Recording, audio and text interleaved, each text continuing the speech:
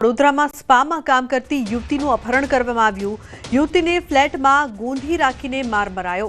યુવતીને માર મારી બળજબરીપૂર્વક ડાન્સ કરાવ્યો। ઉછીના રૂપિયા પરત માંગતા અપહરણ સાથે કામ કરતી યુવતીને ઉછીના પૈસા આપ્યા હતા। યુવતીએ બે મિત્રો સાથે મળીને કારમાં અપહરણ કર્યું અને તે બાદ તેને બળજબરીપૂર્વક ડાન્સ કરાવવામાં આવ્યો।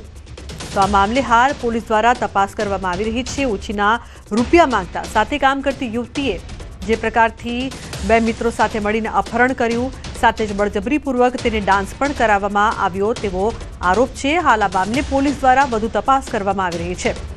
તો સ્પામાં કામ કરતી યુવતીનું અપહરણ કરવામાં આવ્યું છે। યુવતીને ફ્લેટમાં ગોંધી રાખીને માર મારવામાં આવ્યો છે, તેને બળજબરીપૂર્વક ડાન્સ પણ કરાવવામાં આવ્યો છે। હાર્દિક જોડાયા છે વધુ માહિતી આપવા માટે। હાર્દિક, શું છે સમગ્ર મામલો, શું વધુ વિગતો?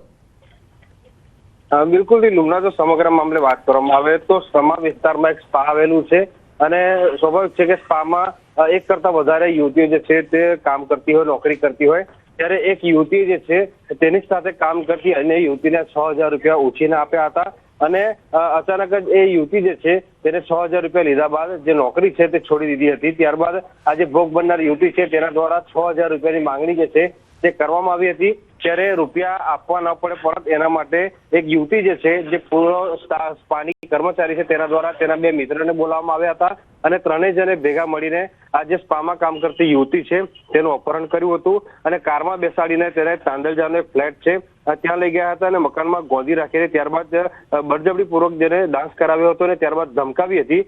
જે સ્પાના માલિક છે તેમને સમગ્ર મામલાની જાણ થઈ તો તેમના દ્વારા સમા પોલીસને જાણ કરવામાં આવી અને સમા પોલીસ જે છે તે ઘટના સ્થળ પર પહોંચી હતી અને આ જે તોડકી છે તેની ચંગુલમાંથી આ જે યુવતી છે તેને છોડાવી હતી અને ત્યારબાદ સયાજી હોસ્પિટલ ખાતે આ યુવતીને સારવાર અર્થે લઈ જવામાં આવી હતી। લગભગ સૂત્રોના હવાલેથી માહિતી મળી રહી છે કે પોલીસને આ ગુનાના કામે મોટી સફળતા મળી છે અને હમણાં 3 વાગ્યાની આસપાસ જે સમા પોલીસ છે તેમના દ્વારા સમગ્ર મામલે પત્રકાર પરિષદનું આયોજન કરવામાં આવ્યું છે અને પત્રકાર પરિષદ બાદ આખો જે મામલો છે તે સ્પષ્ટ થશે। લુમના જી બિલકુલ।